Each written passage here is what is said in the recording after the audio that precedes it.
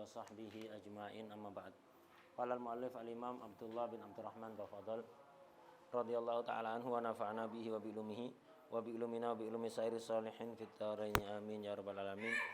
Fi kitabihi al-muqaddimah al-hadramiyah ila anqal wa antud bi al-mar'atu ghaira mu'taddatil wafah asarat dam bimiskin thumma bitibin thumma bitinin fa illam tajidhu fal ma'u kafin. Nah, termasuk sunatnya mandi, tidak wajib ini, sebaiknya dilakukan.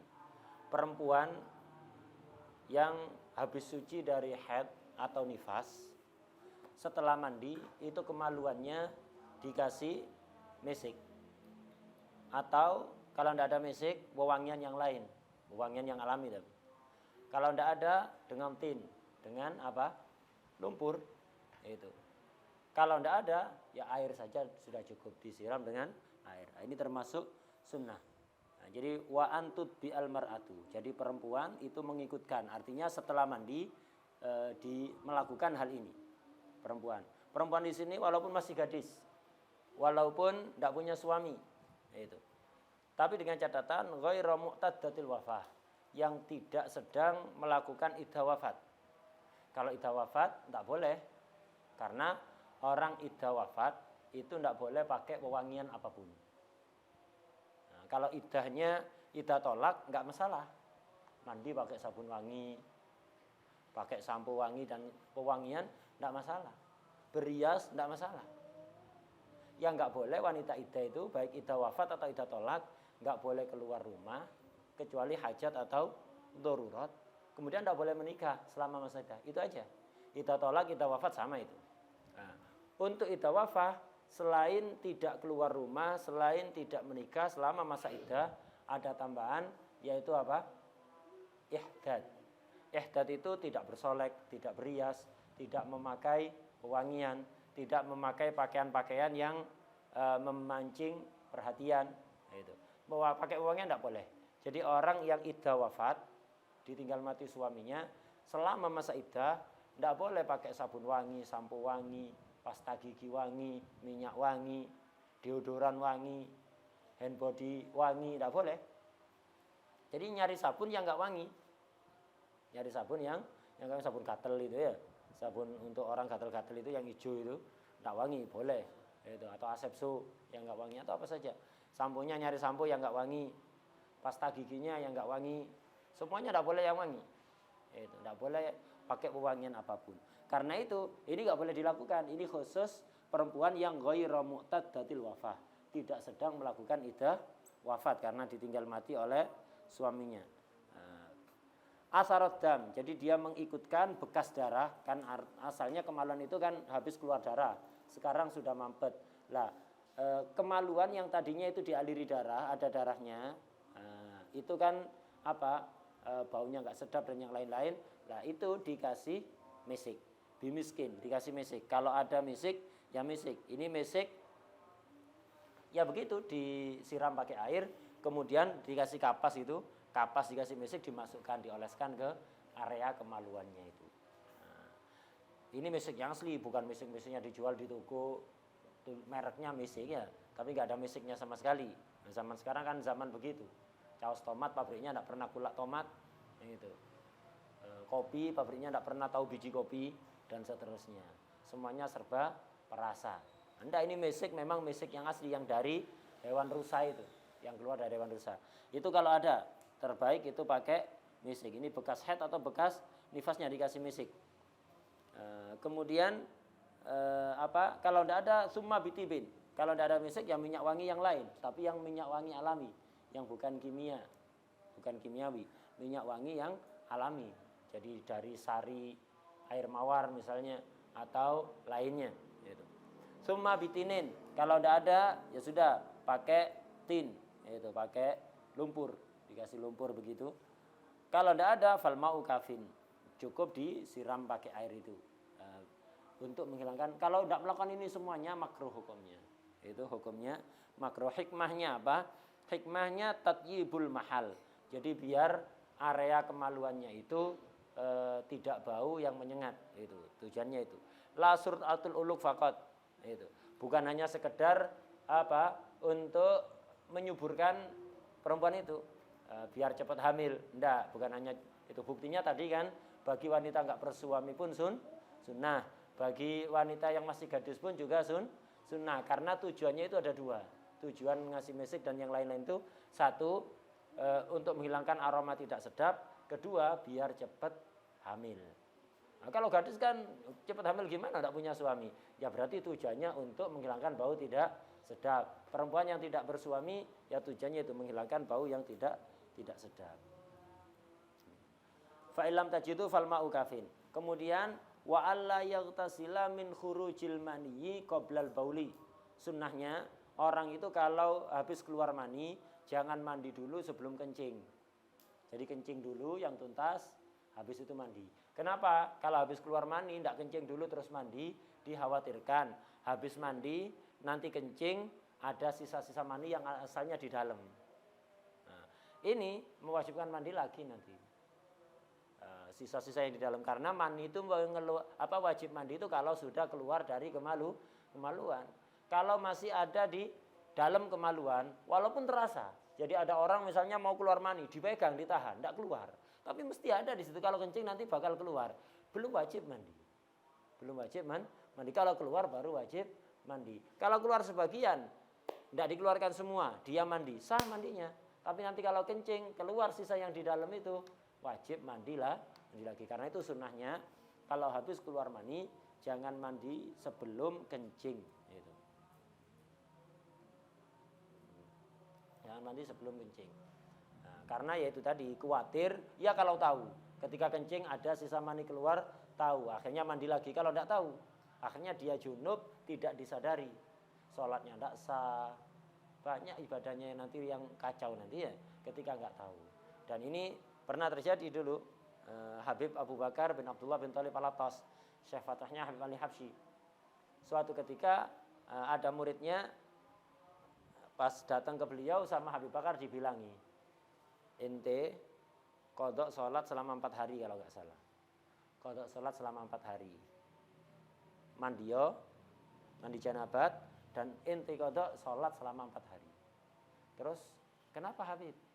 Iya, bukankah 4 hari yang lalu jam sekian, ente jima istri ente. Kemudian ente setelah itu mandi, tidak kencing dulu. Nah, setelah ente mandi, baru ente kencing, itu ada sisa mani keluar, tidak ente sadari. Berarti mandi ente yang kemarin itu ya sah, tapi keluar mani lagi, menjadi junub lagi. Sholat yang ente lakukan selama 4 hari ini setelah keluarnya mani yang tidak ente sadari itu. Karena itu ente harus ngulang. Beliau muridnya nanya, Habib, antum tahu sampai hal kayak gini? Sampai hal kayak gini antum tahu?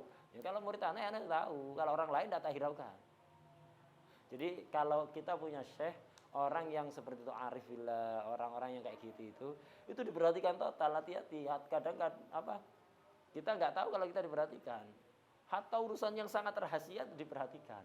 Bukan dalam rangka tajassus, mencari-cari keburukan, enggak. Dalam rangka membimbing. Itu. Nah, jadi kadang bimbingnya secara zahir, sorohatan, tapi seringnya bil isyarah. Itu. Karena itu pandai-pandailah membaca isyarah seorang syekh. Jadi kadang bil isyarah saja. Nah, muskilahnya kalau kita ini golongan orang yang la yafham sori halibarah, lah ini repot ini. Diomongi sore nggak paham, apalagi isyarah ya. Itu. Akhirnya sering keluar bahaim. Ya, karena itu yang pinter membaca isyarah seorang guru itu yang pinter. Jadi orang-orang kayak gitu itu seringnya bil isyarah, tidak suka sorry. Untuk apa? Satu, ngelatih kecerdasan. Kadang kan ketika pas mau daras siap-siap gitu. Terus beliau langsung gini. Antum harus paham. Beliau kan dididikan ya, enggak ngomong enggak apa gini kan. Antum harus pintar membaca apa maksudnya itu. Jangan kayak bahaim akhirnya itu. Jadi ketika guru itu antum harus pintar apa kira-kira. Oh kipasnya enggak nyala. Oh lampunya enggak nyala. Oh lampunya nyala padahal udah terang. Lah itu harus pintar-pintar baca. Enggak usah, udah langsung habis itu gerak sudah, enggak usah nunggu disuruh secara sarahatan, enggak. Gini. Berarti gini, apa maksudnya? Oh, waktu jaris kitabnya belum ada, belum siap. Atau apa. Lah begitu. Jadi orang-orang kayak gitu senangnya bil isyarah. Kenapa? Pertama ngelatih cerdas. Jadi orang itu kalau diomongi soreh tok, jadinya nggak pinter-pinter, nggak berkembang akalnya. Tapi kalau bil isyarah kan akhirnya mikir kan. Akhirnya kan tola-tola mikir apa yang diinginkan. Begitu. Jadi mengembangkan kecerdasan kita, itu satu. Kedua, kenapa tidak suka sorih? Apalagi kalau nyuruh, tidak suka sorih itu. Kenapa? Kalau antum disuruh sorih, nggak dilakukan, masuk kategori ukuk. Pak ukukul masyayikh ini kotor. Fiddin wa dunya wal akhirah itu kotor, ukuk. Makanya bil isyarah. Bil isyarah toh. Bil isyarah itu ketika nggak dilakukan, ya itu nggak separah ketika sorih, begitu. Dan ketika mendapatkan isyarat tertentu, itu langsung bismillah. Walaupun belum bisa melakukan sekarang, niat lakukan. Aduh, saya ini sibuk, enggak punya waktu gini, enggak, udah bismillah sudah. Kenapa? Habib Ahmad bin Zain Al-Habsyi itu mengatakan dalam Syarah Ainiyah, yaitu apa? Al-isyarah dalil taisirul ibarah. Nah, itu. Al-isyarah dalil taisirul ibarah. Kalau ada isyarah dari seorang syekh, itu tanda antum akan dimudahkan nanti. Akan ibarahnya dimudahkan. Nah, itu apa? Beliau nyarain nadom qasidah-qasidahnya Habib Haddad kan. Rata-rata yang nyarai qasidahnya Habib Haddad adalah Habib Ahmad bin Zain Al-Habsyi. Itu tidak disuruh, itu bil isyarah aja. Termasuk nyarai syarah ininya itu. Isyarah saja dari Habib Haddad langsung dilakukan. Jangan pernah mikir, waduh saya tidak pandai merangkai kata-kata, saya tidak punya waktu, saya begini. Bismillah, ada jalannya nanti. Ada jalannya. Dari mana? Jangan mikir pakai kemampuan kita. Ada jalannya. Itu. Nah, itu isyarah. Jadi kalau ada isyarah, bismillah. Jangan mikir saya tidak bisa, saya tidak mampu, saya ini. Bismillah, nanti akan diberi kemudahan. Itu isyarah. Wadah ya. Nah, ini. Jadi tadi balik ke cerita tadi, Habib Abu Bakar bin Abdullah bin Thalib Al-Attas itu begitu. Kalau murid saya perhatikan. Kalau orang lain saya tidak ngurus. Itu. Tidak sampai sedetail itu. Gitu. Tapi tetap memperhatikan. Kalau orang-orang dekatnya diperhatikan. Itu diperhatikan sampai hal yang seprivasi kayak gitu ya, setertutup kayak gitu diperhatikan juga. Itu orang-orang kayak gitu itu memperhatikan. Karena itu pintar-pintarlah membaca isyarahnya. Wa alla yatasil min khurujil mani qoblal baul. Kemudian wa dzikrul ma'sur badal faragh minal ghusli. Sunat baca zikir apa? Yang diriwayatkan dari Rasulullah SAW setelah selesai mandi. Doa apa? Ya doa wudu kemarin itu. Doa setelah mandi sama seperti doa setelah wudu, zikirnya. Apa? Asyhadu an la ilaha illallah wahdahu la syarikalah wa asyhadu anna Muhammadan abduhu wa rasuluh. Allahumma ij'alni minat tawwabin waj'alni minal mutatahhirin. Imam Ghazali nambahi waj'alni min ibadikas salihin. Subhanakallahumma bihamdik asyhadu an la ilaha illa anta astaghfiruka wa atubu ilaik. Ada yang ngasih tambahan, Allahumma wasili fi dari wa barik fi rizqi wa qannini fima razaqtani, membaca surat Al-Qadr, membaca surat Al-Ikhlas. Nah, begitu. Nah, itu sama doa yang zikir yang dianjurkan setelah mandi sama seperti zikir yang dianjurkan setelah wudu. Itu diamalkan itu. Kemudian watarkul isti'anah, tidak isti'anah. Sama seperti wudu, tidak isti'anah. Isti'anah kemarin hukumnya bisa haram karena apa? Maksa ya, maksa tanpa hak. Bisa khilaful aula. Apa? Bisa bilma. Ada yang makruh. Apa? Untuk basuh anggota badannya, untuk basuh anggota badan. Kemudian ada yang mubah fi ihdharil ma ya. Kemudian ada lagi yang wajib bagi orang yang enggak mampu untuk melakukan sendiri. Nah, ini berlaku tafsil seperti di wudu. Kemudian berlaku juga kesunatan jangan setelah mandi itu jangan diserbeti, jangan diusap airnya itu. Jangan dikeringkan pakai handuk atau semisalnya. Sama, orang habis wudu itu jangan diusap pakai handuk, biarkan itu bekas ibadah. Setelah mandi juga sama, kecuali jika udzur, cuacanya sangat dingin. Dalam keadaan dia masuk angin. Kalau enggak dia memperparah masuk anginnya nanti misalnya. Nah, seperti tidak apa-apa. Kalau enggak ada udzur jangan. Kemudian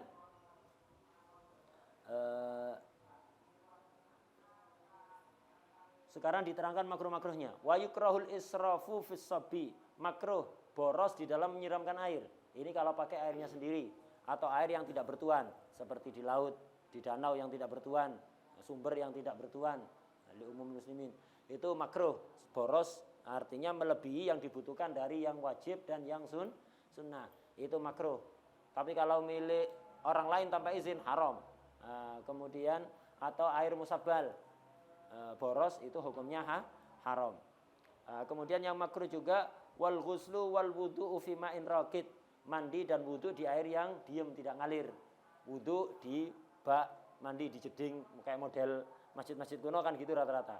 Masjid baru-baru aja enggak punya bak mandi, malas ngurasnya. Itu langsung pakai keran semuanya. Yang ini pakai bak mandi itu, wudu di situ makruh, mandi dari situ makruh. Itu makruh. Cuman ini yang mazhab kita seperti itu. Cuman Sayyidina Abdurrahman As-Segaf beliau mencabut kemakruhannya. Artinya beliau memilih pendapat yang tidak makruh.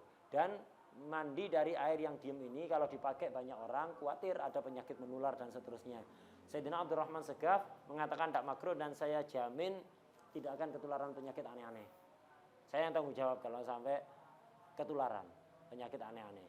Itu dari Sayyidina Abdurrahman As-Segaf, Syekh Wadil Ahqaf. Kemudian alasannya yaitu apa? Li'annahu apa itu?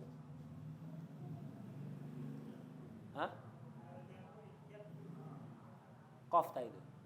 Di sini tulisannya kan yukadiru, jadi yang ngotori. Jadi menjijikkan, kemudian kan ngotori. Kemudian walil khilaf fi tahuriyati, ada khilaf. Apakah masih tohur air yang seperti itu? Nah, itu ada khilaf, makanya makruh. Kemudian termasuk makruh wa ziyadatu ala salas, lebih basuhan atau usapan, basuhan kalau mandi lebih dari 3 kali makruh. Laki-laki ini kalau pakai air yang mubah tidak bertuan atau milik sendiri. Kalau pakai air musabbal, air wakaf untuk toharoh, maka hukumnya haram. Wa tarkul madmadah wal istinsyak makruh, sama seperti wudu. Kenapa? Ada khilaf yang mengatakan wajib.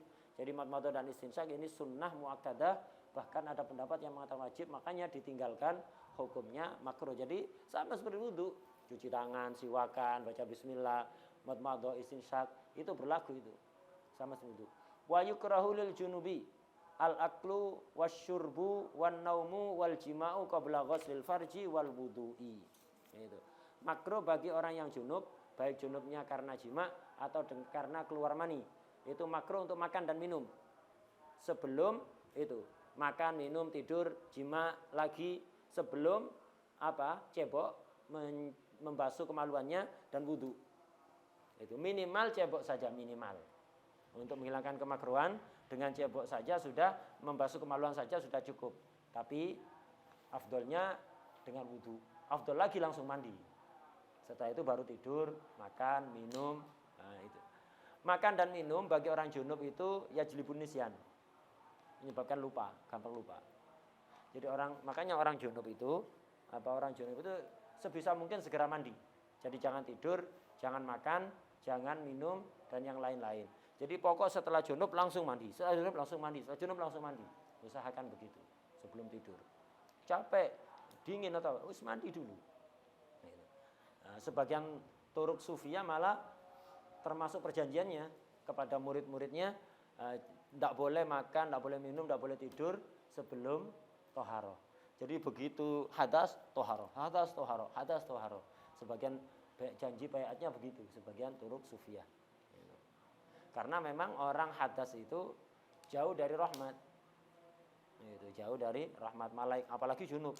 Malaikat rahmat menjauh dari dia.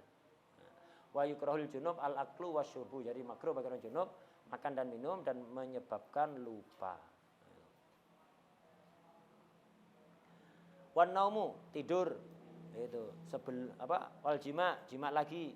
Itu. Atau tadi enggak jima, tadi mimpi basah. Nah, itu. Mimpi basah, kemudian bangun. Kemudian setelah bangun jima istrinya, makruh, jangan. Kencing cebok dulu, wudu minimal, setelah itu baru. Itu kalau bisa malah mandi. Itu.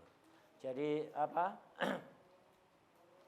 Makruh itu, makan, minum, tidur, jima sebelum membasuh kemaluan dan wudu.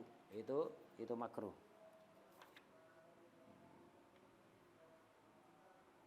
Nah, di sarahnya itu wa yahsul aslu sunnah bi ghuslil farji.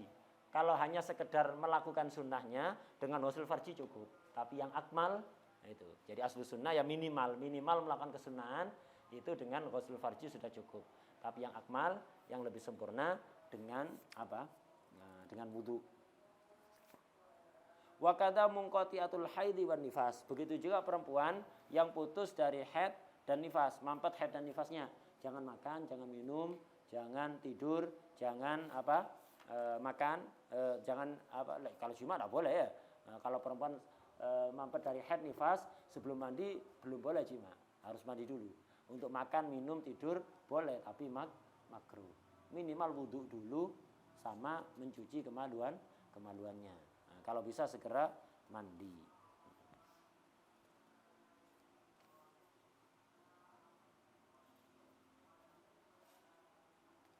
Kemudian ada keterangan di situ wa yahrumu jima'u man tanajjasa dzakaruhu illa salisan. Orang yang zakarnya najis haram untuk jima. Jadi kalau keluar mandi wajib cebok dulu. Enggak boleh jima dalam keadaan zakar itu najis, kecuali orang salisul baul, gimana lagi, tidak bisa. Nah, itu. Dan ada pengecualian kedua, man ya'lam min adati annal ma yufatir zakarahu, atau orang yang kalau cebok kena air nanti syahwatnya hilang. Perlu muqaddimah lagi. Nanti cebok lagi hilang lagi, tidak selesai ya. Tidak selesai. Maka itu boleh. Kalau tidak begitu, mau hatta cebok tetap aja tidak melemahkan syahwatnya. Maka haram jima dalam keadaan zakar itu najis.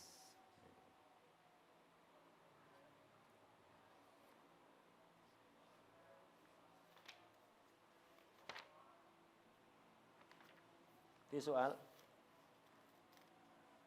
ada pertanyaan?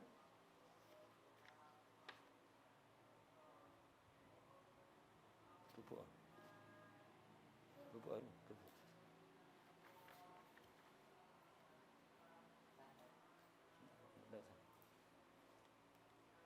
Ada pertanyaan?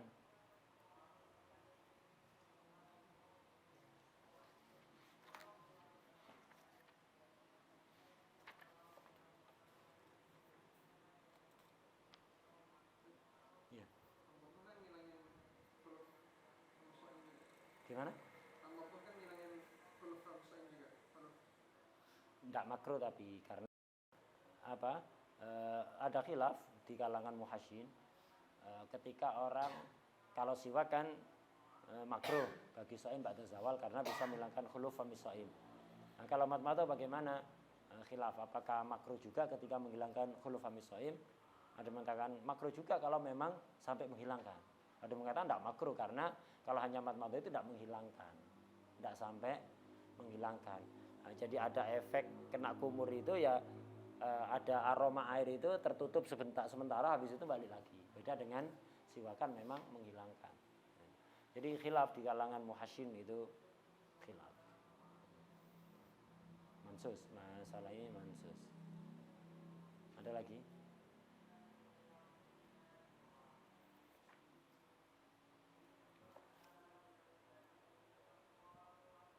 Kita lanjut dulu. Babun najasati wa izalatiha. Nah, selesai dari bab mandi menghilangkan hadas, sekarang kita masuk bab najis dan cara menghilangkannya. Najis ini apa? Lughatan kullu mustaqdar. Setiap sesuatu yang menjijikan. Baik mustaqdar itu mahsus, yaitu zahir, yaitu mahsus, atau maknawi. Seperti sombong, ujub, kibir itu. Ini mustaqdar maknawiyan. Jadi mustaqdar maknawi. Itu juga najis lughatan. Sifat ujub, kibir, ya, atau yang zahir, yang tampak, baik suci atau enggak suci. Nah, ini lughatannya. Seperti mani itu najis lughatan karena menjijikkan. Ingus najis lughatan karena menjijikkan. Kencing najis lughatan karena menjijikkan, di samping juga dia najis syar'an. Jadi najis lughatan itu lebih umum. Gitu. Adapun syar'an, najis itu mustaqdarun yamna'u sihhatas shalah haitsu la murakhis. Sesuatu yang menjijikkan, tidak pokok menjijikkan, yang mencegah sahnya sholat, menyebabkan sholat tidak sah. Nah, jadi menjijikkan tapi tidak mencegah sahnya sholat, ya berarti nggak najis. Seperti mani, kalau di sarungnya ada mani, menjijikkan tapi tidak mencegah sahnya sholat, berarti nggak najis.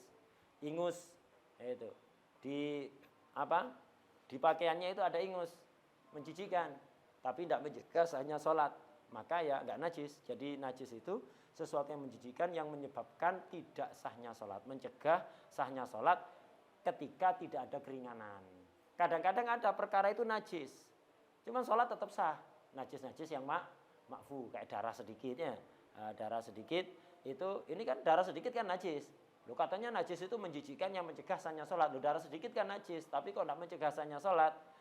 Itu karena ada murakhis, ada keringanan. Yang jelas tarifnya najis itu sangat banyak sekali. Ada yang pendek kayak gini, ada yang panjang seperti di Fathul Qorib. Panjang sekali takrifnya najis di Fathul Qorib. Yang itu untuk kitab sekelas Fathul Qorib yang mukhtasar itu kepanjangan. Bahkan untuk kitab yang mutawalat sekalipun itu dianggap sangat panjang, karena itu banyak menuai kritik tarifnya itu. Dan hampir semua tarifnya najis itu ada kritikannya. Hampir semuanya ada kritikannya. Karena itu banyak ulama tidak mendefinisikan najis, langsung disebutkan apa saja perkara najis. Seperti di sini, seperti di Muqaddimah Hadramiyah, seperti di Minhaj, langsung disebutkan apa saja yang najis, tidak ditakrifi. Kenapa? Takrifnya itu rata-rata tidak selamat dari kritikan. Pertama yang najis adalah wahyal khamru wan nabidhu. Begitu. Khamr dan nabid. Khamr itu kullu muskirin min asiril inab. Itu. Jadi setiap yang memabukkan dari peresan anggur, dari sari anggur, itu khamr. Kalau dari selain anggur tidak disebut khamr, tapi disebut nabid. Nabid ini al-muskir min ghairi asiril inab. Nah, jadi yang memabukkan dari selain sari anggur, dibuat dari kurma, dibuat dari legen, ya, atau dibuat dari alkohol, atau oplosan, atau dibuat dari apa saja, dari tapi misalnya, atau dari apa saja. Semua yang memabukkan, nah itu najis, dengan catatan cair. Jadi yang najis itu perkara memabukkan yang cair. Kalau padat, seperti sabu-sabu, memabukkan tapi enggak cair, maka enggak najis. Ganja memabukkan tapi enggak cair, maka enggak najis. Itu maka enggak najis. Nah, kecuali kalau dicairkan, di jus misalnya. Jadi ganja dikasih campuran air di jus, kemudian jadi minuman memabukkan, najis. Kalau masih berupa daun, atau kayak sabu-sabu dan seterusnya, itu enggak najis, memabukkan. Yang najis itu memabukkan yang cair. Kalau haramnya dikonsumsi, sama-sama haram. Cair enggak cair haram dikonsumsi. Itu cuman bedanya najis apa enggak. Kalau cair najis, kalau padat tidak najis. Kemudian ada perbedaan juga, sedikit perbedaan, tapi ini jangan disebarkan ke orang awam. Untuk pengetahuan sebagai santri enggak apa-apa. Tapi jangan pernah dilakukan dan jangan pernah diomongkan ke orang awam. Perkara memabukkan kalau cair, hatta setetes dikonsumsi haram. Hatta yakin tidak bakalan mabuk. Kenapa? Karena najis. Khamr satu tetes, kalau diminum yakin tidak bakalan mabuk, tetap haram karena najis. Beda kalau yang padat, tidak najis kan. Nah, misal ada orang nyoba sabu-sabu atau yang lainnya lah, narkoba itu sedikit sekali. Nah, kalau tidak sampai memabukkan, tidak haram. Karena tidak najis. Seukuran yang memabukkan itu yang haram. Kalau sedikit tidak haram, kecuali kalau sedikit ini memicu ketagihan yang akhirnya nanti mengkonsumsi banyak sampai mabuk, itu beda. Nah, tapi kalau hanya sekali saja itu sedikit tidak haram. Cuma jangan pernah coba-coba, bahaya ya. Apalagi dilarang oleh negara itu, dan berbahaya itu. Nah, jadi bedanya di situ. Kalau yang padat tidak najis, kalau yang cair najis. Kalau yang cair satu tetes sudah haram dikonsumsi. Kalau yang padat seukuran yang memabukkan itu haram dikonsumsi. Kalau terlalu sedikit dipastikan tidak akan memabukkan, tidak haram. Kecuali kalau dikhawatirkan ketagihan akhirnya mengkonsumsi banyak. Hukum asalnya tidak haram. Nah, udah itu.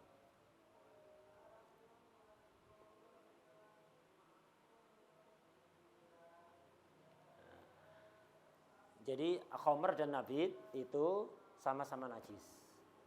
Apa bedanya khamr sama nabid? Kalau khamr terbuat dari sari anggur. Jadi al-muttakhad min asiril inab, yang dibuat dari anggur, itu dari sari anggur. Kalau nabid dari selain inab, dari selain anggur, dari apa saja, nah, itu haram. Nabid juga digunakan untuk apa? Minuman, rendeman sesuatu, itu juga disebut nabid. Kalau tidak sampai memabukkan ya tidak masalah. Seperti kurma. Nah, kurma direndam dari maghrib, nanti sahur diminum airnya, kurmanya dimakan. Itu sangat bagus untuk kesehatan, menambah stamina. Jadi puasa itu nggak lemes. Nah, itu juga dilakukan oleh Rasulullah SAW. Gitu. Jadi tapi jangan lama-lama. Kalau lama-lama memabukkan, sampai berhari-hari memabukkan. Tidak, semalam aja. Jadi misalnya maghrib direndam, nanti sahur diminum airnya, kurmanya dimakan. Siang ngerendam, nanti buka puasa diminum airnya, kurmanya dimakan. Itu sangat bagus untuk menjaga stamina ketika puasa, tetap seger, tetap sehat. Itu bagus. Itu juga disebut nabid. Tapi ini nabid yang nggak sampai memabukkan, tidak haram. Yang memabukkan yang haram, yang najis itu. Ini najis yang pertama. Wayal khamru wan nabidhu. Wal kalbu wal khinziru wa ma tawallada min ahadihima. Anjing, babi, najis. Dengan segala jenisnya. Hatta lucu ya. Anjing, babi model kayak apa ya tetap najis. Wa ma tawallada min ahadihima. Dan yang lahir dari salah satunya. Blasteran. Jadi misalnya ada hewan, ini hasil kawin silang antara anjing dengan babi. Yang jantan anjing, yang betina babi, kawin menghasilkan anak, najis. Atau dengan hewan suci, hasil kawin silang antara anjing dengan kambing, antara babi dengan rusa misalnya. Nah, antara babi dengan rusa, ini juga najis. Jadi hasil kawin silang itu, baik yang najis itu yang jantan atau yang najis yang betina. Yang jantan kambing, betinanya anjing, atau sebaliknya, atau babi.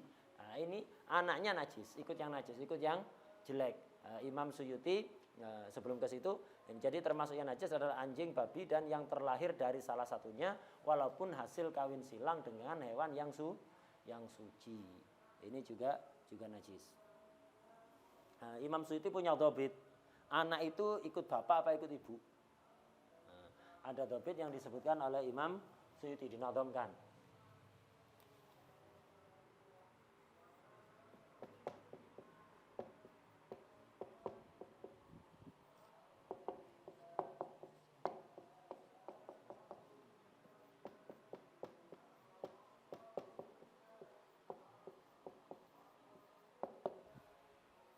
Yatba'ul far'u fi nisabin abahu wal umma fi riqi wal hurriyah. Kemudian apa?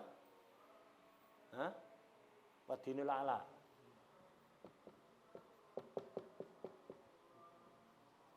Waz zakatil akhaf.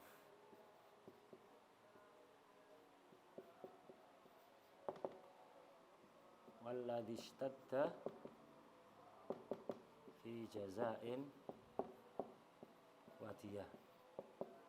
Kemudian wa akhassal aslaini.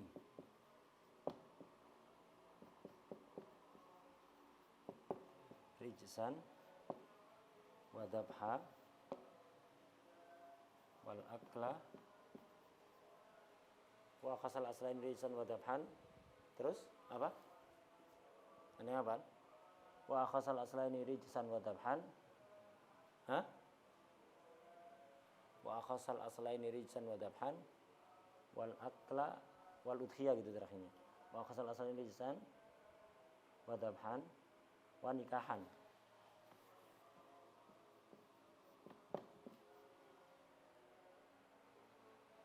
Wal akla wal udhiyah.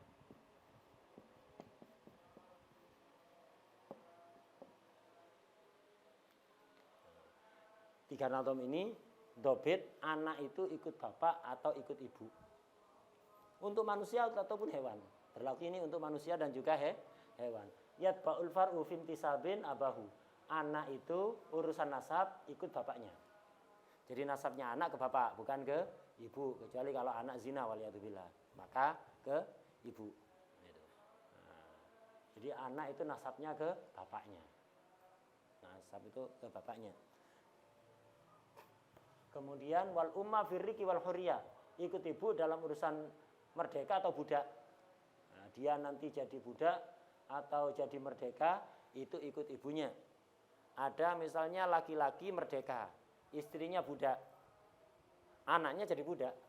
Makanya di dalam fikih nikah antum belajar di Miftah ya. Tidak boleh laki-laki merdeka kawin dengan nikah dengan perempuan budak kecuali dengan syarat 4 itu ya.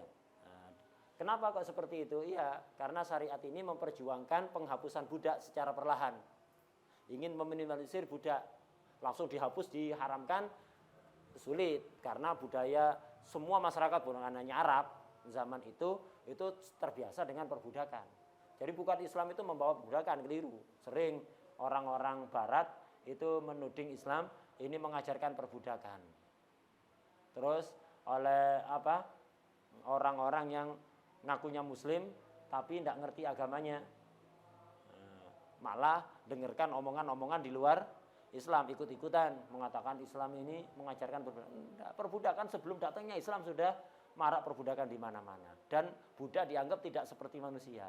Islam datang mengatur perbudakan, memanusiakan budak.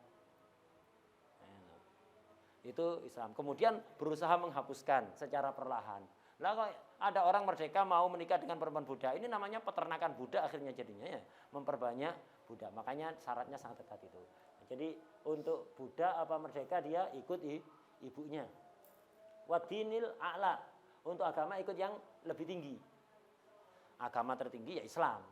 Kemudian di bawahnya Kitabiyah, Yahudi dan Nasrani. Kemudian agama-agama yang karangan-karangan itu, Majusi dan seterusnya. Nah, untuk agama ikut yang lebih tinggi. Bapaknya Islam, ibunya Kitabiyah, anaknya hukum Muslim. Kalau mati sebelum balik berhukum Muslim dia. Ya harus ditajhiz secara Islam, dimakamkan di pemakaman Islam. Jadi agama ikut yang tinggi.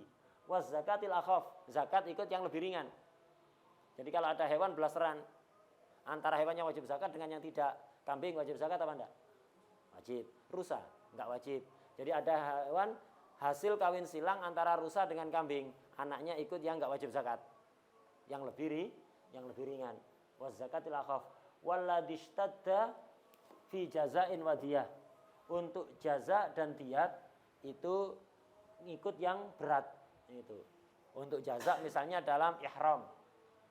Dalam ihram, orang yang sedang ihram itu dilarang mengganggu hewan-hewan liar yang boleh dimakan. Ya, hewan-hewan liar yang boleh dimakan yang ada di kawasan haram atau di kawasan lain. Tidak boleh ya. Kalau ada orang ihram membunuh misalnya rusa, ada dendanya itu. Ada dendanya.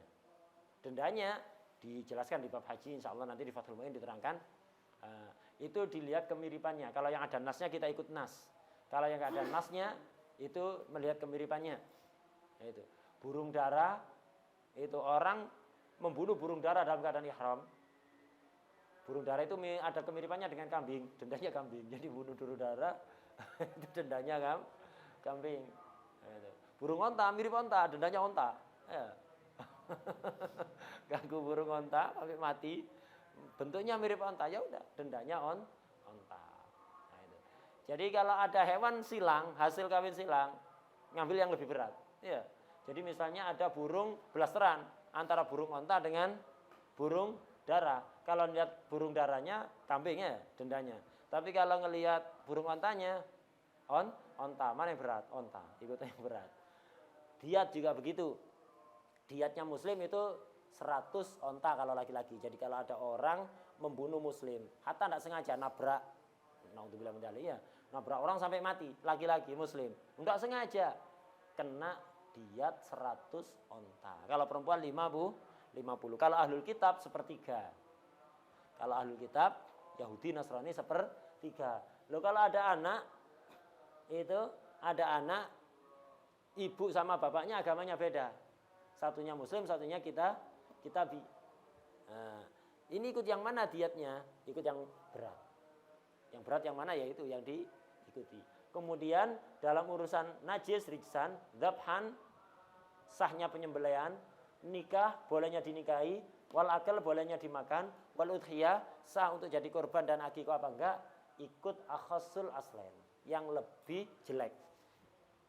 Misal urusan najis, kayak tadi, blasteran antara anjing dengan kambing. Anaknya ikut yang jelek. Yang jelek apa? Anjing apa kambing?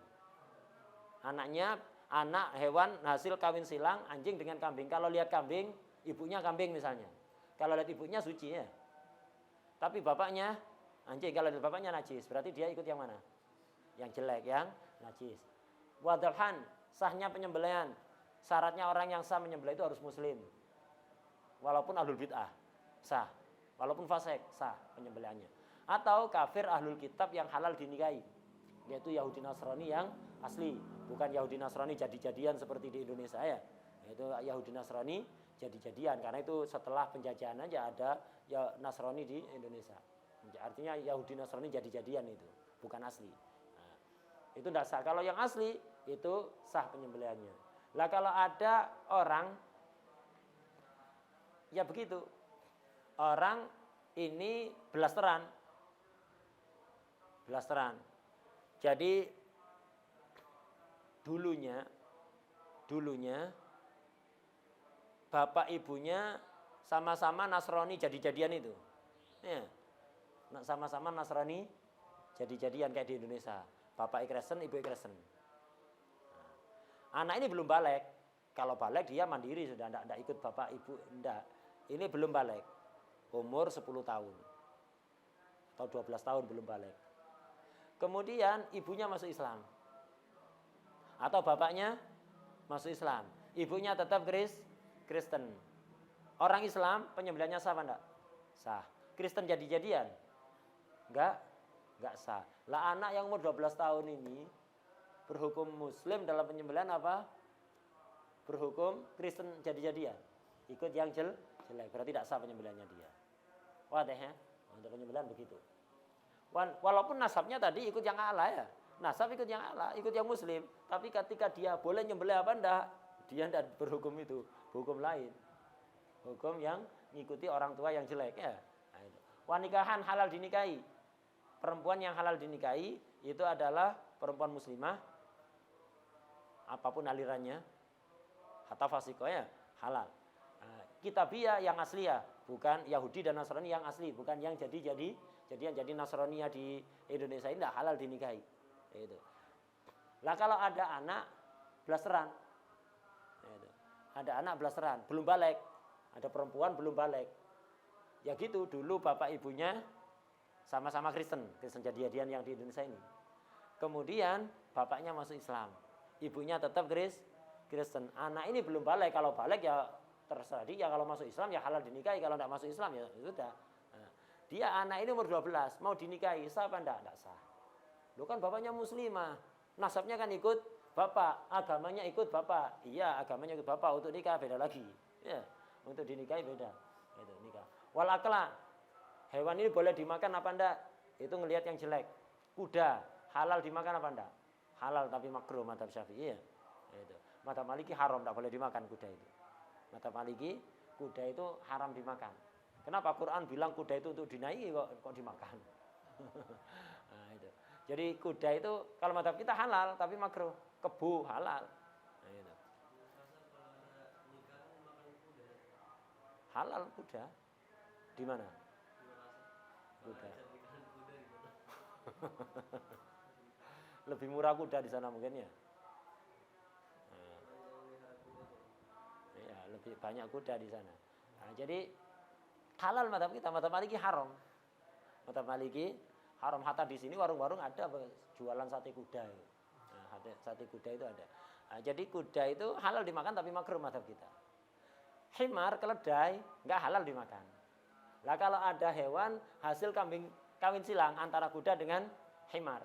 Kalau lihat kudanya halal, kalau lihat himarnya nggak halal. Ikut yang apa? Yang jelek. Udhiyah, hewan yang boleh dibuat kurban apa? Onta, sapi, kambing. Lah kalau ada hewan rusa nggak sah dibuat kurban atau akikoh. Lah kalau ada hewan hasil belasteran kawin silang antara kambing dengan rusa. Kalau lihat kambingnya boleh dibuat kurban. Kalau lihat rusanya nggak boleh, ikut yang nggak boleh. Jadi untuk ini ikut yang jelek.